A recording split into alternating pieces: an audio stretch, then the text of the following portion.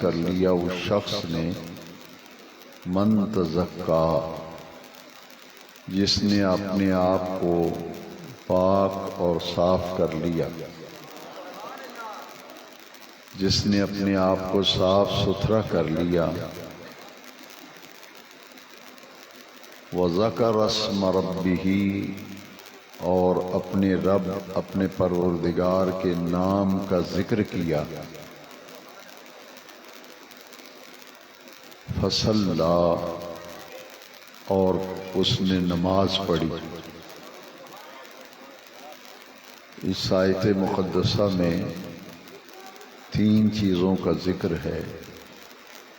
ایک صفائی، ستھرائی، طہارت، پاک صاف ہونا، پاکیزہ ہونا، اور دوسرا اللہ کریم کے نام کا ذکر کرنا، اور تیسری چیز نماز کا ذکر کیا گیا، فصلی، اور نماز پڑھی۔ سورہ مزمل میں رب ذوالجلال نے فرمایا وَاذْكُرِ اسْمَ رَبِّكَ وَتَبَتَّلْ إِلَيْهِ تَبْتِيلًا۔ سورہ مزمل میں اللہ کریم نے فرمایا اپنے پروردگار، اپنے رب کے نام کا ذکر کرو، وَتَبَتَّلْ إِلَيْهِ تَبْتِيلًا، اور ہر ایک سے کٹ کر فقط اللہ کے ہو جاؤ۔ قرآن مجید میں کثرت ذکر اللہ کریم نے ایمان والوں کو کثرت سے ذکر کرنے کی تلقین فرمائی، اور متعدد مقامات پر ذکر کرنے کی تلقین اور تعلیم ارشاد فرمائی گئی، اور ہر مقام پر اس کا اسلوب دوسرے مقام سے جدا ہے۔ ایک مقام پر فرمایا یا ایھا الذین آمنوا، اے اہل ایمان، اے ایمان والو، اذکروا اللہ ذکرا کثیرا، کہ اپنے اللہ کا کثرت کے ساتھ ذکر کیا کرو، اپنے اللہ کو یاد کرو، اپنے اللہ کا ذکر کرو، ذکراً کثیرا، بہت زیادہ یاد کرنا۔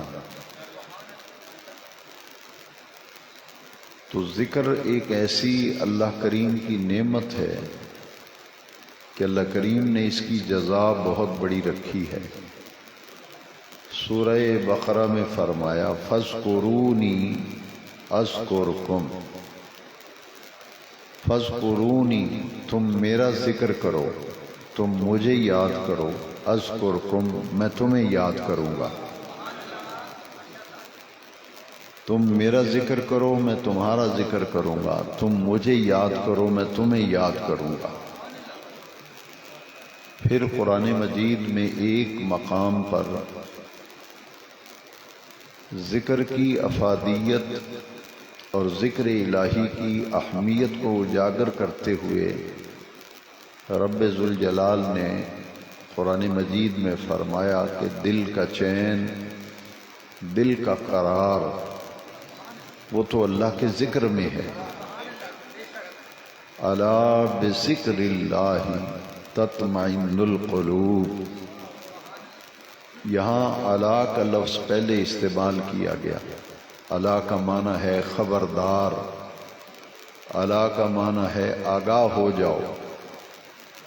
قرآن مجید کا یہ اسلوب بیان ہے کہ جہاں بھی اللہ رب العزت کسی اہم ترین بات کو اپنے بندوں تک پہنچانا چاہتا ہے تو وہاں رب ذوالجلال قرآن مجید میں الا کا لفظ استعمال فرماتا ہے۔ آگاہ ہو جاؤ، غور سے سنو، خبردار ہو جاؤ۔ ایک مقام پر اولیاء کاملین کی عزت و عظمت کو اجاگر کیا گیا قرآن مجید میں تو وہاں بھی الا کا لفظ استعمال ہوا، الا ان اولیاء اللہ لا خوف علیہم ولا هم یحزنون۔ غور سے سنو، آگاہ ہو جاؤ، خبردار ہو جاؤ، بلا شبہ جو اللہ کے ولی ہیں لا خوف علیہم، ان پر کسی قسم کا کوئی خوف نہیں، ولا هم یحزنون، دنیا میں ان پر کوئی خوف نہیں ہوگا، اور قیامت کے دن انہیں کسی قسم کا غم نہیں ہوگا۔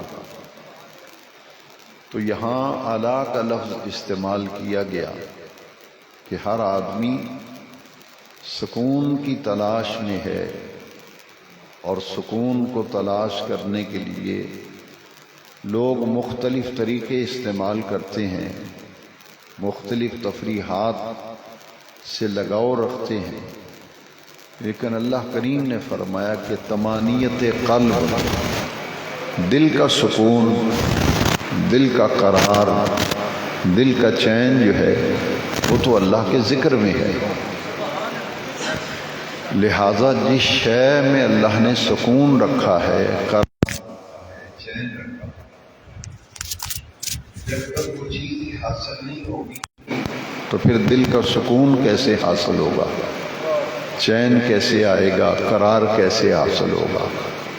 تو رب ذوالجلال نے دلوں کا چین، دلوں کا قرار، طمانیت قلب، سکون قلب، وہ تو رب ذوالجلال نے اپنے ذکر میں رکھا ہے۔ تو کثرت ذکر کا حکم دیا گیا، فاذکرونی اذکرکم، تم میرا ذکر کرو میں تمہارا ذکر کروں گا، تم مجھے یاد کرو میں تمہیں یاد کروں گا۔ جو اللہ کے ذکر سے منہ موڑتا ہے، اعراض کرتا ہے، اللہ کے ذکر کی رغبت ہی نہیں رکھتا، اسے اللہ کے ذکر کا کوئی شوق ہی نہیں، نہ اس کی لگن ہے، نہ لگاؤ ہے، نہ چاہت ہے، روح گردانی کرنے والا، اعراض، روح گردانی کو کہتے ہیں، جس سے اپنے دامن کو بچانا، اس چیز کے قریب نہ جانا، یہ اعراض ہے۔ تو رب ذوالجلال نے فرمایا من اعرض عن ذکری، جس نے میرے ذکر سے منہ موڑا، جو میرے ذکر سے دور ہو گیا، جس نے میرے ذکر سے اعراض کیا، فإن له معیشۃ ضنکا، میں اس کی معیشت کو تنگ کر دیتا ہوں، وَنَحْشُرُهُ يَوْمَ الْقِيَامَةِ أَعْمَى، اور قیامت کے دن اس کا حشر جو ہے وہ اندھا کر کے کیا جائے گا۔ لہذا معلوم یہ ہوا کہ ذکر الہی بڑی سرمدی دولت ہے، ابدی دولت ہے، جس کی قرآن مجید میں بار بار ترغیب دی گئی اور بار بار تلقین کی گئی اور تعلیم دی گئی۔ اور پھر رب ذوالجلال نے ان لوگوں کی عظمت کو قرآن میں بیان کیا جو اہل ذکر ہیں۔ اللہ والوں سے جو تعلق اور نسبت ہوتی ہے، ان کی جو ہم صحبت اختیار کرتے ہیں، ان سے تعلق محبت رکھتے ہیں، تعلق ارادت رکھتے ہیں، یہ کیوں ضروری ہے اور اس کے فوائد کیا ہیں؟ سورہ فاتحہ میں اور ہر نماز کے اندر ہم سورہ فاتحہ کی تلاوت کرتے ہیں۔ سورہ فاتحہ میں اس مضمون کو بیان کیا گیا، ہر شخص اپنے رب کی بارگاہ میں نماز کی حالت میں عرض کرتا ہے اہدنا الصراط المستقیم، چلا ہمیں سیدھا راستہ، ہمیں سیدھی راہ پر چلا، سیدھے راستے پر چلا، صراط الذین انعمت علیہم، یہاں وضاحت کر دی کہ سیدھا راستہ کون سا ہے، سیدھی راہ کون سی ہے جس پر اللہ کریم سے چلانے کے لیے عرض کی جا رہی ہے۔ تو رب ذوالجلال نے خود ہی قرآن مجید میں بتایا کہ سیدھا راستہ کون سا ہے۔ صراط الذین انعمت علیہم، یا اللہ جن لوگوں پر تو نے اپنا انعام کیا ہے، جو تیرے انعام یافتہ بندے ہیں، ہمیں ان کے راستے پر چلا۔ یہ اولیاء کاملین کی محبت، ان کی صحبت، ان کی ارادت، ان کی عقیدت جو ہم دل میں رکھتے ہیں، یہ اس لیے رکھتے ہیں کہ یہ اللہ والے جو ہیں ان پر اللہ کا انعام ہوا ہے، اور ہمیں رب ذوالجلال نے یہ تعلیم دی ہے کہ نماز میں میری بارگاہ میں کھڑے ہو کر یہ عرض کیا کرو کہ اے رب ذوالجلال ہمیں سیدھی راہ پر چلا، سیدھے راستے پر چلا، اور ان لوگوں کے راستے پر چلا جن پر تو نے اپنا انعام کیا ہے۔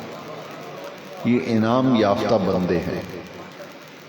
اسی لیے فارسی میں ایک تعلیم دی گئی کہ صحبت صالح ترا صالح کنن، صحبت طالح ترا طالح کنن۔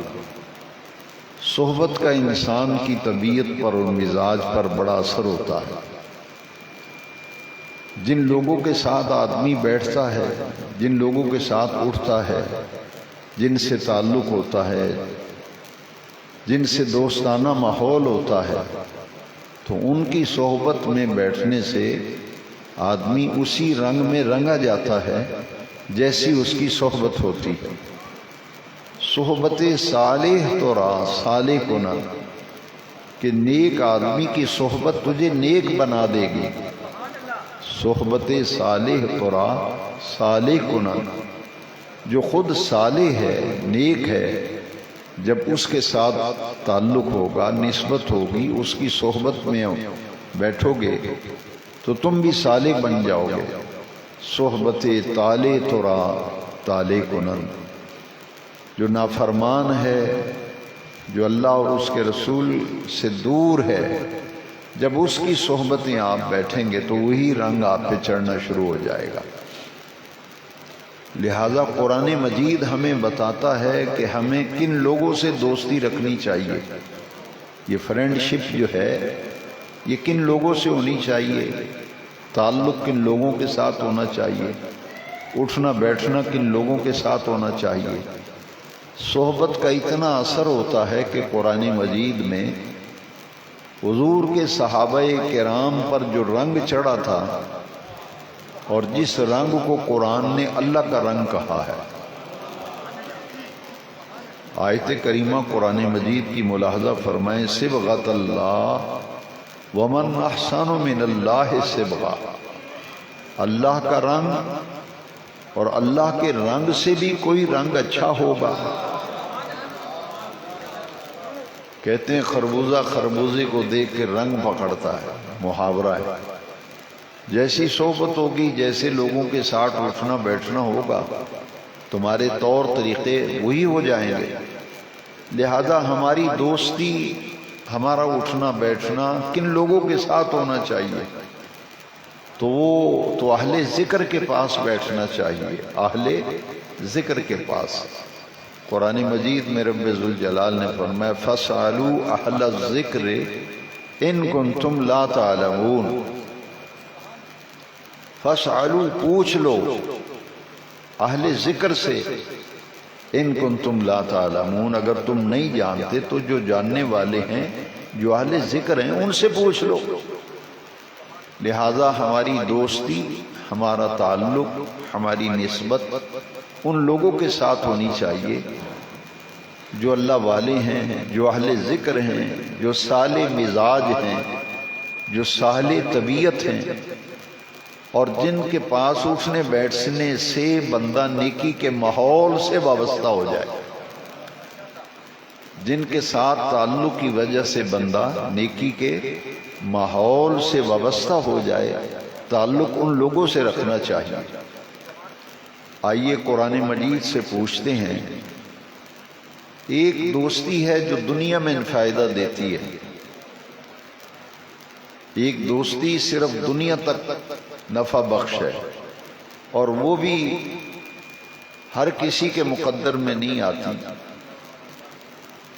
اور ایک دوستی ایسی ہے جس کا تعلق آخرت کے ساتھ ہے۔ ایک فرینڈشپ ایسی ہے جس کا تعلق آخرت کے ساتھ ہے۔ جو دنیا کی دوستی، دنیا کا یارانہ، دنیا کی نسبت و تعلق ہے، یہ جب قیامت کا دن آئے گا تو یہ تمام دوستیاں دشمنی میں بدل جائیں گی۔ یہ دوستیاں، یہ فرینڈشپ قیامت کے دن دشمنی میں بدل جائے گی۔ میں کوئی آپ کو روایت نہیں سنا رہا،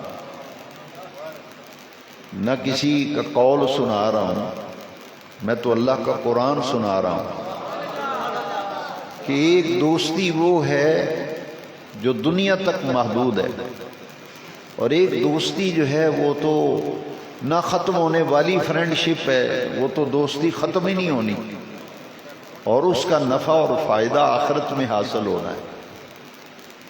وہ دوستی کون سی ہے؟ وہی قرآن مجید میں رب ذوالجلال نے فرمایا الاخلاء یومئذ بعضهم لبعض عدو الا المتقین۔ عربی میں جو فرینڈ ہوتا ہے، دوست ہوتا ہے، اس کو خلیل کہتے ہیں، خلیل، اور خلیل کی جمع ہے اخلاء۔ الاخلاء یومئذ بعضهم لبعض عدو الا المتقین۔ یومئذ سے مراد قیامت کا دن ہے۔ تمام مترجمین کو پڑھ لیں، مفسرین کو پڑھ لیں، سب نے لکھا ہے کہ یومئذ سے مراد قیامت کا دن ہے۔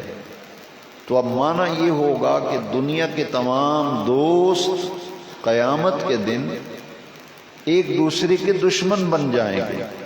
بعضهم لبعض عدو، عدو دشمن کو کہتے ہیں عدو، کہ دنیا کے تمام دوستانے، یارانے، نسبتیں، تعلق یہ قیامت کے دن عداوت اور دشمنی میں بدل جائیں گے۔ الا المتقین، الا المتقین۔ ایک فرینڈشپ، دوستی ایسی ہے جو دنیا کی نسبت سے ہے، جو دنیاوی اعتبار سے ہے، وہ تو قیامت کے دن عداوت و دشمنی میں بدل جائے گی، اور جو اہل ذکر سے، اہل اللہ سے، صالحین سے، نیکوکار لوگوں سے، انعام یافتہ لوگوں سے جو تعلق و دوستی ہوگی، قرآن یہ کہتا ہے الا المتقین، وہ تعلق قیامت کے دن بھی برقرار رہے گا، وہ تعلق قیامت کے دن بھی قائم رہے گا۔ ان سے دوستی رکھنی چاہیے کہ آپ ان کی مجلس سے اٹھ کر، جس مجلس میں غیبت ہوتی ہے، ہماری جتنی دوستی کی مجلسیں اور محفلیں ہیں، ہم جو اپنے دوستوں کے پاس فرصت کے لمحات گزارتے ہیں، ہر شخص جب فارغ ہوتا ہے تو کہتے ہیں چلو گپ شپ کرتے ہیں، دوستوں کے پاس جا کے بیٹھتے ہیں۔ تو جب اپنے دوستوں میں آپ بیٹھتے ہیں تو اس ماحول کے اندر کیا ہوتا ہے؟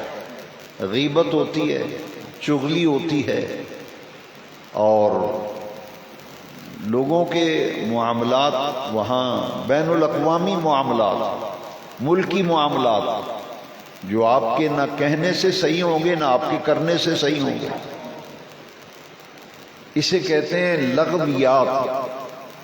ہم فضول باتیں کرتے ہیں، ملکی سیاست پر تبصرے کرتے ہیں، اس میں پھر گناہ گار ہوتے ہیں، انٹرنیشنل لیول کی باتیں کرتے ہیں، لغویات بولتے ہیں، ہماری زبان سے ایسے ایسے جملے نکلتے ہیں جن کا حقیقت سے کوئی تعلق ہی نہیں ہوتا۔ لہٰذا یہ جو بغیر سوچے سمجھے ہم بولتے پھرتے ہیں اور مجلسوں میں بیٹھ کے اپنے وقت کو برباد کرتے پھرتے ہیں، یہ تو نہ دنیا میں کسی کام آئے گا نہ آخرت میں کام آئے گا۔ اور ایک تعلق اللہ والوں سے ہوتا ہے، کسی اللہ والے سے اگر دوستی آپ کی لگی ہوئی ہے تو آپ کو تجربہ ہوا ہوگا، نہیں تو کسی اللہ والے سے لو لگا کے دیکھیں، جب سارے یار سجن سوئے ہوتے ہیں، اللہ والا رات کے پچھلے پہر اٹھ کے مصلی بچھا کے ان کے لیے دعائیں کرتا ہے۔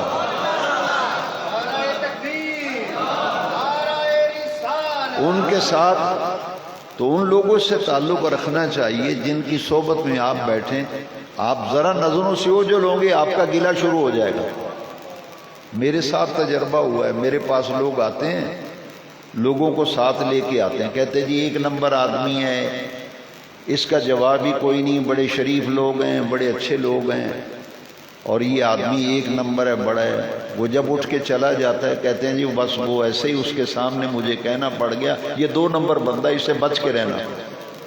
میرے ساتھ ایسے کئی دفعہ ہوا ہے، کسی کے ساتھ لوگ آتے ہیں تو مجھے بڑی حیرانگی ہوتی ہے کہ یہ دوغلا پن ہمارے اندر کہ ساتھ لے کے آتے ہیں، حضرت صاحب سے ملوانا ہے، حضرت صاحب بہت 1 نمبر آدمی ہے، بڑا شریف ہے، پوری گلی میں اس سے ایسا بندہ ہی کوئی نہیں۔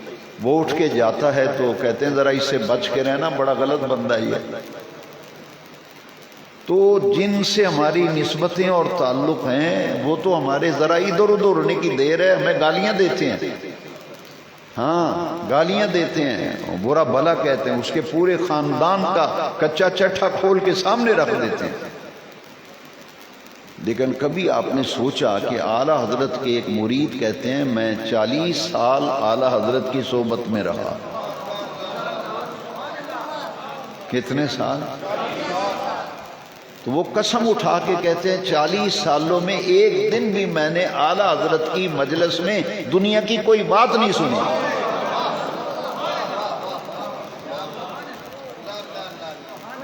تو میں اس سے مبرہ نہیں ہوں، میں بھی آپ معاشرے میں ہی رہتا ہوں آپ کے ساتھ، ہماری کوئی مجلس نہ گلے سے خالی ہے، نہ چغلی سے خالی ہے، نہ غیبت سے خالی ہے۔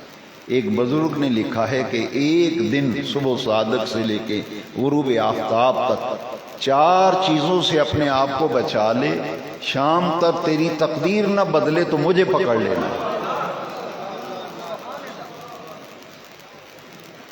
انہوں نے اپنے ملفوظات میں لکھا ہے کہ جب سورج نکلے تو غروب ہونے تک بس اتنا وقت 4 چیزوں سے اپنا دامن بچا لے، شام کو تیری تقدیر نہ بدلے تو مجھے پکڑ لینا۔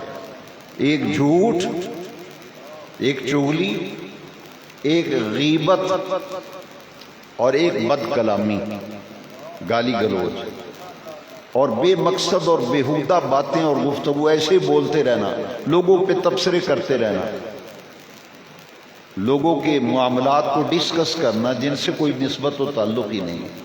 فرماتے ہیں صبح صادق سے غروب آفتاب تک ان 4 چیزوں سے اپنے آپ کو بچا لے، شام تک تیری تقدیر نہ بدل جائے تو مجھے پکڑ لینا۔ تو یہ بزرگوں نے اپنا تجربہ لکھا ہوگا۔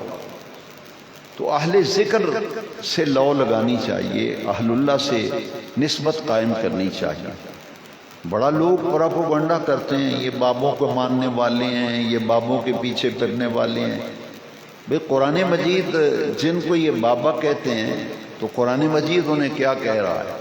قرآن مجید انہیں متقین کہہ رہا ہے، قرآن مجید انہیں اولیاء اللہ کہہ رہا ہے، قرآن مجید انہیں انعمت علیہم کہہ رہا ہے۔ یہ اللہ کے محبوب و مقرب ہیں۔ اہدنا الصراط المستقیم صراط الذین انعمت علیہم، یا اللہ ہمیں سیدھی راہ پہ چلا دے اور ان لوگوں کے راستے پہ جن پر تو نے اپنا انعام کیا، غیر المغضوب علیہم ولا الضالین۔ ہمیں اپنے ماحول کو دیکھنا ہے کہ ہماری دوستی کن سے ہے، ہمارا اٹھنا بیٹھنا کن سے ہے۔ تو قرآن میں یہ جو آیت کریمہ میں نے سورہ فاتحہ کی تلاوت کی ہیں، یہ آپ نماز میں سب پڑھتے ہیں۔ ایک وہ لوگ ہیں جن پہ اللہ نے انعام کیا ہے، ایک وہ لوگ ہیں جن پہ اللہ نے غضب کیا ہے، مغضوب، اور دوسرا ضالین، گمراہ۔ تو جو مغضوب لوگوں کی صحبت میں بیٹھے گا، ضالین کی صحبت میں بیٹھے گا، وہی رنگ چڑھے گا نا۔ لہذا یہ اللہ والوں سے جو نسبت و تعلق ہے، اس کو قرآن مجید میں کئی مقامات پر اجاگر کیا گیا ہے۔ ایک مقام دیکھیے اور میں عرض کرتا ہوں، اتقوا اللہ یا ایھا الذین آمنوا اتقوا اللہ وکونوا مع الصادقین۔ یہ جنہیں بابا کہہ کے نفرت دلاتے ہیں، قرآن انہیں کہہ رہے صادقین۔ اے ایمان والو، اللہ کا تقوی اختیار کرو، جو صادقین ہیں ان کے ساتھ جڑ جاؤ۔ ان کے ساتھ ان سے تعلق قائم کر لو. صادقین، متقین، مومنین، اولیاء اللہ. تو نسبت اور دوستی اور فرینڈشپ ایسی ہونی چاہیے جو آخرت میں کام آئے، جو آخرت میں کام آئے. لغویات سے، فضولیات سے ایسے ہی بولتے رہنا، ہر وقت تبصرے کرتے رہنا، ان چیزوں سے کیا ہوتا ہے؟ انسان کے دل کا نور جو ہے وہ آہستہ آہستہ ختم ہو جاتا ہے. دل میں جو نورانیت ہوتی ہے، روحانیت، بغیر سوچے سمجھے ادھر ادھر کی باتیں کرنے سے، غیبت کرنے سے، جھوٹ بولنے سے، چغلیاں کھانے سے، لوگوں کے گلے کرنے سے، برائیاں کرنے سے، بد زبانی کرنے سے جو دل کا نور ہے وہ آہستہ آہستہ چھن جاتا ہے. لہذا اپنی روحانیت اور نورانیت کو بچانے کے لیے ان تمام چیزوں سے اپنا دامن بچانا بھی بہت ضروری ہے. فَاسْأَلُوا أَهْلَ الذِّكْرِ إِن كُنتُمْ لَا تَعْلَمُونَ. اگر تم نہیں جانتے، جو جاننے والے ہیں ان سے پوچھ لو. اور بغیر جانے تم تبصرے کرتے پھرتے ہو، کسی چیز کا تمہیں علم نہیں ہے اور تم اپنی رائے دیتے پھرتے ہو. اس لیے قرآن مجید میں واضح کیا گیا هَلْ يَسْتَوِي الَّذِينَ يَعْلَمُونَ وَالَّذِينَ لَا يَعْلَمُونَ. اللہ کریم نے خود سوال کیا ہے، کیا جاننے والے اور نہ جاننے والے برابر ہیں؟ هَلْ يَسْتَوِي الَّذِينَ يَعْلَمُونَ وَالَّذِينَ لَا يَعْلَمُونَ. جاننے والے اور نہ جاننے والے برابر نہیں ہیں. تو لہذا جو جاننے والے ہیں فَاسْأَلُوا أَهْلَ الذِّكْرِ، یہاں اہل علم بھی مراد ہیں، لیکن اہل ذکر وہ ہیں جو ہمیشہ اپنے رب سے اپنا تعلق بندگی جو ہے، ہر لحظہ، ہر لمحہ، ہر آن، ہر ساعت، وہ تعلق اللہ تعالیٰ سے جو ہے اسے مضبوط اور مستحکم کرنے کی فکر میں لگے رہتے ہیں، مضبوط و مستحکم کرنے کی فکر میں رہتے ہیں. تو اللہ کا ذکر اور اللہ کی یاد یہ بہت بڑی دولت ہے، اور قرآن مجید میں کثرت ذکر کا حکم دیا گیا ہے. قد افلح من تزکا وذکر اسم ربہ فصلی. کامیاب ہو گیا وہ شخص، فلاح پا گیا وہ شخص جس نے اپنے آپ کو صاف ستھرا کر لیا، اپنے آپ کو پاک کر لیا، اور پھر اپنے رب کے نام کا ذکر کیا اور نماز پڑھی، وہ کامیاب ہو گیا. تو تزکیہ جو ہے یعنی اپنے آئینہ قلب جو ہے اسے صاف کرنا. آئینہ قلب، دل کا شیشہ جو ہے اسے صاف ستھرا رکھنا. اور جب دل میں نور آئے گا تو دل کا آئینہ جو ہے وہ جگمگائے گا. تو ان چیزوں سے اور ان باتوں سے، بلکہ یہاں تک بزرگوں، امام غزالی نے لکھا ہے کہ اگر تم کسی ایسی مجلس میں گئے ہو جہاں لوگوں کے گلے ہو رہے ہیں، غیبتیں ہو رہی ہیں، بے مقصد ہنسی مذاق ٹھٹھا کیا جا رہا ہے، لوگوں کی عزتوں کو اچھالا جا رہا ہے، فرماتے ہیں اس کا سننا بھی گناہ ہے. تم ایسا کرو، ایسی مجلس میں مت بیٹھو، اٹھ کر وہاں سے چلے آؤ. کیونکہ جتنی دیر اس مجلس میں بیٹھ کے یہ باتیں ہم سنیں گے، ہمارے دل کا نور آہستہ آہستہ زائل ہوتا رہے گا، ہم اس سے محروم ہو جائیں گے. اس لیے اہل اللہ کا بڑا مقام ہے، اہل ذکر کا بڑا مقام ہے. یہ ماہانہ محفل ذکر جو ہے یہ دراصل اسی لیے شروع کی گئی تھی، لیکن بہت سے معاملات پھر ایسے ہوتے ہیں، حوادثات زمانہ جو ہے اس کا شکار ہو جاتا ہے ہر آدمی. اصل مقصد یہ تھا کہ 1 مہینے کے بعد ہم اللہ کے گھر میں جمع ہوں اور اس بات پر غور و فکر کریں اور سوچیں کہ وہ کون سے طریقے ہیں جن پر چل کر ہماری وہ زندگی بہتر ہو جائے جہاں مرنے کے بعد ہم نے جا کے رہنا ہے، ہماری اصلاح ہو جائے، ہمارے اندر جو خامیاں ہیں، کمزوریاں ہیں، ہمارے اندر جو بگاڑ ہے اس کی اصلاح ہو جائے، ہماری عملی زندگی بہتر ہو جائے، اور پھر ہم بیٹھ کر اللہ کا ذکر کریں. کیونکہ امام غزالی نے حدیث شریف نقل کی ہے کہ اللہ تعالیٰ کے ذکر کی ایک محفل، ایک حلقہ ذکر، ایک ذکر الہی کی محفل 20 لاکھ بری مجلسوں کا کفارہ۔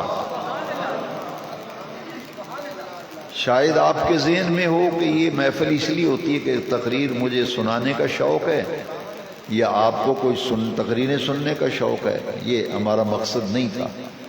ہم تو نے اس پاکیزہ مشن کو لے کے نکلے تھے کہ بھئی امام غزالی نے سرکار کی حدیث شریف نقل کی ہے، پتہ نہیں ہماری بازار میں، گھروں میں، دوستوں میں کتنی ایسی مجلسیں ہوتی ہیں جن میں گناہ ہی گناہ ہیں، گناہ ہی گناہ ہیں۔ لہٰذا ایک ایسی ماہانہ محفل ہو جس میں ہم شریک ہو جائیں، مل کر اپنے رب کا نام جپیں، اپنے رب کا نام ذکر کریں، تاکہ وہ 20 لاکھ جو بری مجلسیں ہیں ان کے لیے یہ محفل ذکر کفارہ بن جائے۔ دوسرا، ہم اپنی زندگی کی اصلاح کریں، اپنی خامیاں جو ہیں انہیں دور کریں۔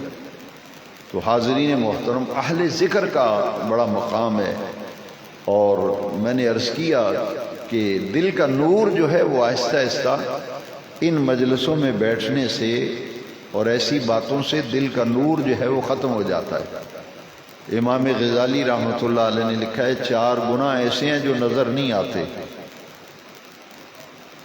لیکن ہر آدمی ان 4 گناہوں کا کسی نہ کسی درجے میں ملوث ہے۔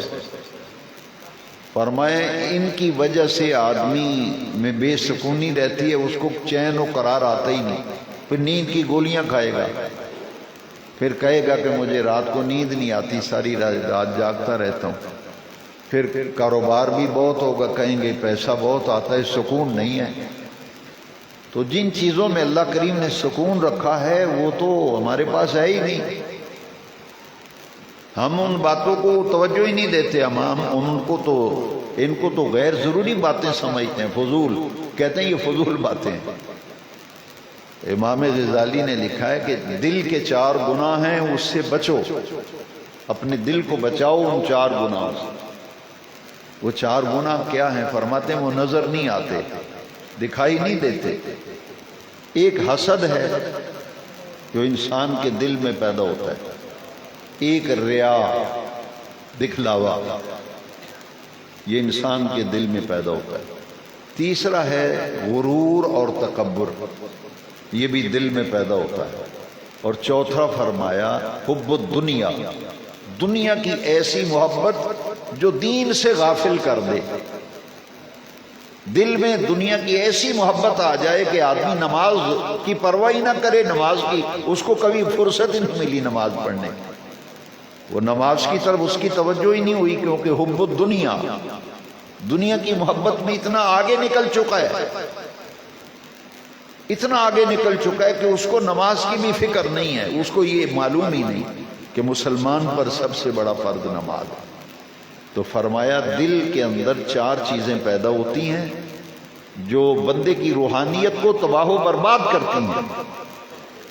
اس کا پھر نہ مسجد میں آنے کو دل کرتا ہے، مسجد کے دروازے سے گزر جاتا ہے، جماعت کھڑی ہے، مسلمان نماز پڑھ رہے ہیں۔ امام غزالی فرماتے ہیں میں حیران ہوتا ہوں جب مسجد میں جماعت کھڑی اور دروازے کے سامنے سے آدمی گزر جائے، بڑا دل گردا ہے اس کا کہ اس کو فکر ہی نہیں کہ جب مسجد میں جماعت کھڑی ہے وہ مسجد کے دروازے سے گزر کے جا رہا ہے۔ فرمایا یہ دل بندے کا جب میلا ہو جاتا ہے پھر اس کو کوئی نصیحت عمل نہیں کرتی۔ حدیث شریف میں ہے کہ جس شخص نے لگاتار 3 جمعے حقیر سمجھ کے ترک کیے، اس نے کہا خیر ہے نہ جمعہ پڑا تو کوئی نہیں، معمولی سمجھا، حقیر سمجھا، 3 جمعے لگاتار جو حقیر سمجھ کے ترک کرتا ہے، چھوڑتا ہے، پڑھتا ہی نہیں، اس کے دل پر اللہ تبارک و تعالیٰ سیاہ نقطہ لگا دیتا ہے، وہ سیاہی آہستہ آہستہ پھیلتی رہتی ہے، پھر کوئی نصیحت اسے کام نہیں آتا۔ لہذا یہ دل پہ جو میل جم جاتا ہے، جیسا حدیث شریف میں ہے کہ ہر چیز پہ گرد و غبار پڑتا ہے، آپ اسے صاف کرتے ہیں، تو گناہوں کا جو گرد و غبار ہے یہ انسان کے دل پہ بھی پڑتا ہے، باطن پہ بھی۔ اور وہ کیسے دور ہوگا؟ آپ گرد و غبار کرسی و میز پہ پڑاؤ، کپڑے سے جھاڑ کے صاف کر دیں گے، کسی چیز کو زنگ لگ جائے اس کو پالش کرا لیں گے، بس دل کو جب زنگ لگ جائے گا اور دل جو زنگ آلود ہو جائے تو یہ کیسے دور ہوگا؟ دل کی جو گرد و غبار ہے یہ کیسے دور ہوگا؟ تو نبی کریم صلی اللہ علیہ وسلم فرمایا لِكُلِّ شَيْءٍ سِقَالَةٌ وَسِقَالَةُ الْقُلُوبِ ذِكْرُ اللَّهِ، دل کا زنگ دور ہوگا اور دل کا میل کچیل دور ہوگا، وہ تو اللہ کے ذکر سے دور ہوگا۔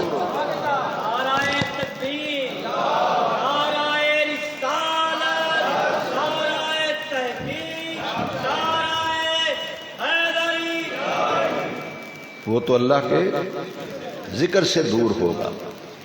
اس لیے ذکر کی افادیت و اہمیت ہمیشہ اپنے ذہن میں رکھیے۔ کوشش کیجئے کہ اچھے لوگوں سے نسبت ہو، اچھے لوگوں سے تعلق ہو۔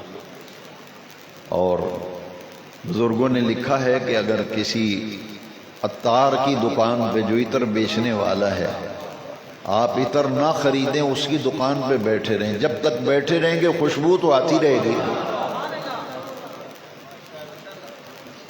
خوشبو تو آتی رہے، عطر نہ بھی خریدیں تو جتنی دیر بیٹھے ہیں اتنی دیر خوشبو آتی رہے گی۔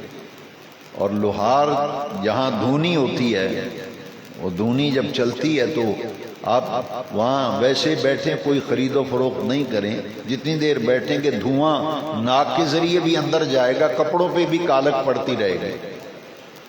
صحبت صالح ترا صالح کنن، صحبت طالح ترا طالح کنن۔ آئیے میں اور آپ اپنے رب کریم سے یہ دعا مانگیں کہ اللہ کریم ہماری صحبت اچھی کر دے۔ صحبت کا بڑا اثر ہوتا ہے۔ یہ صحابہ کرام کی جو زندگیاں بدلی ہیں نا، قرآن کہتا ہے کہ یہ حضور کی صحبت، حضور کی معیت کی وجہ سے بدلی ہے۔ اللہ والوں کے قریب ہی نہیں آنا، ان کی صحبت و مجلس میں بیٹھنا ہی نہیں، کوئی نصیحت کی بات سننی نہیں تو رنگ کیسے چڑھے گا؟ صبغۃ اللہ ومن احسن من اللہ صبغۃ، اللہ کا رنگ اگر چڑھ جائے تو بڑی بات ہے۔ اور یہ جو کچھ ملا ہے صحبت سے، محمد الرسول اللہ والذین معہ، یہ معیت صحبت کے معنوں میں ہے۔ اور قرآن مجید میں حضرت سیدنا صدیق اکبر رضی اللہ تعالیٰ عنہ کے لیے جو لفظ استعمال کیے گئے نا، ثانی اثنین اذ ہما فی الغار اذ یقول لصاحبہ، صاحب ساتھی کو کہتے ہیں، ساتھ ساتھ رہنے والا۔ تو حضور کے ساتھ ساتھ سب صحابہ میں سب سے زیادہ، سب صحابہ حضور کی معیت میں تھے، مگر اللہ کی عزت کی قسم سب سے زیادہ حضور کے ساتھ ساتھ اور قریب قریب اور معیت میں رہنے والے اگر کوئی ہیں تو ابو بکر صدیق ہیں۔ اسی لیے نبی کریم صلی اللہ تعالی علیہ وبارک وسلم کے یہ عظیم جانثار جو ساتھ ساتھ رہتے تھے، صحبت میں رہتے تھے، معیت میں رہتے تھے، پوری امت میں افضل بن گئے۔ افضل البشر بعد الانبیاء بالتعداد۔ میرا اپنا ذوق ہے، کوئی مانے نہ مانے، اختلاف کر سکتا ہے، کوئی مولوی صاحب مجھ سے اختلاف کرنا چاہیں تو 100 بار کریں، لیکن میں بھی دلائل رکھتا ہوں، میں بھی دلائل رکھتا ہوں کہ صدیق اکبر اگر پوری امت میں افضل ہیں تو اس اعتبار سے ہیں سب سے زیادہ حضور کے قریب رہنے والا 1.25 لاکھ صحابہ میں ابو بکر تھا۔ اسی لیے سفر و حضر کے ساتھی، خلوت و جلوت کے ساتھ، یہ ساتھ اتنا پیارا ہے کہ آج مزار میں بھی ساتھ ہیں۔ تو ان لوگوں کے ساتھ نہ ہو جائیں جو اہل اللہ ہیں، ان لوگوں کے ساتھ ہو جائیں جو اہل ذکر ہیں، جن کے پاس بیٹھنے سے اگلے بھی نیکیاں ضائع ہو جائیں، ان کے پاس بیٹھنا چاہیے، یا ان کے پاس بیٹھنا چاہیے کہ جن کے پاس بیٹھنے سے دامن نیکیوں سے بھر جائے۔ الاخلاء یومئذ بعضهم لبعض عدو الا المتقین، جو متقین سے، اللہ والوں سے تعلق ہوتا ہے وہ قائم رہتا ہے، باقی سب جو ہے وہ تعلق ختم ہو جاتا ہے۔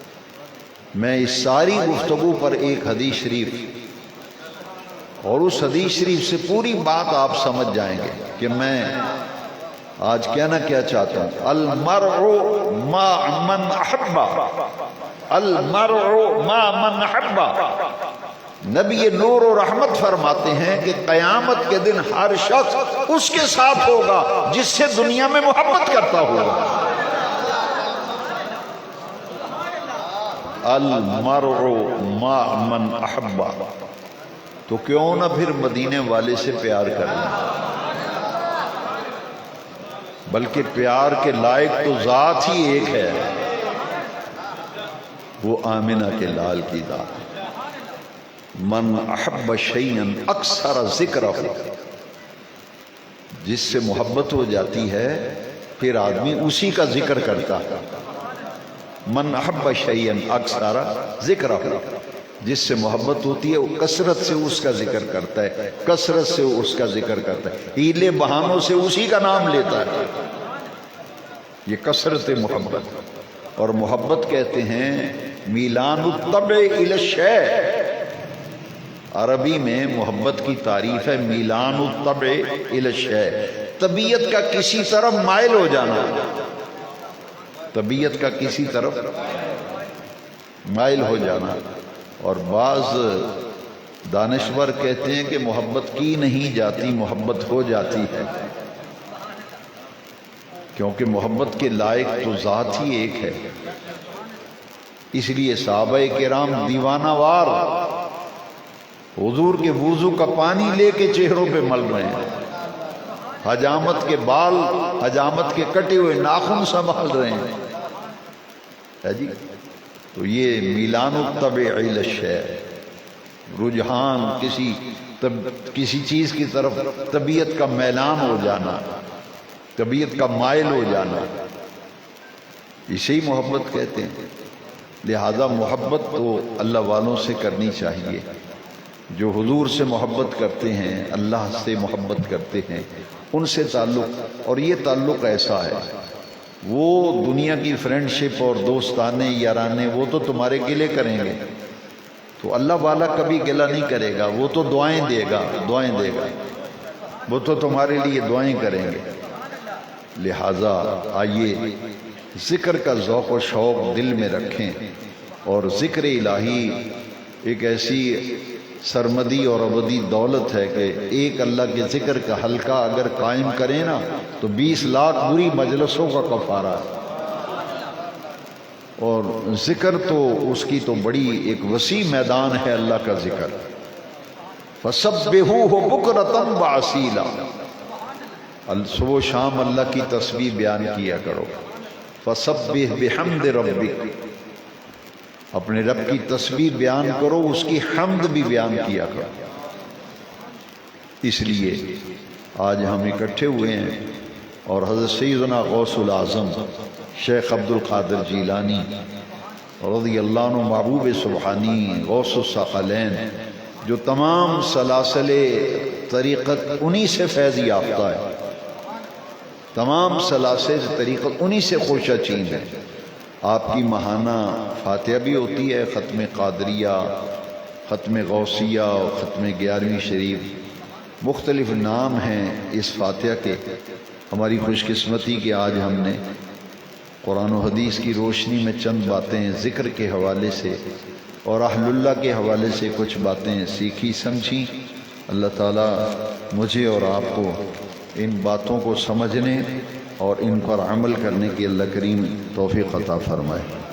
آئیے حلقہ ذکر میں شامل ہو جائیے۔ بسم اللہ۔ یہ بخاری شریف کی آخری حدیث شریف ہے اور بڑی جامع ذکر ہے اس حدیث میں۔ جب درس ختم بخاری شریف ہوتا ہے اسی حدیث شریف کا درس ہوتا ہے، اور اس حدیث شریف کے راوی حضرت ابو ہریرہ رضی اللہ وعن ابی ہریرہ رضی اللہ تعالیٰ عنہ قال قال رسول اللہ صلی اللہ علیہ وسلم کلمتان خفیفتان علی اللسان ثقیلتان فی المیزان حبیبتان الی الرحمن۔ یہ وہ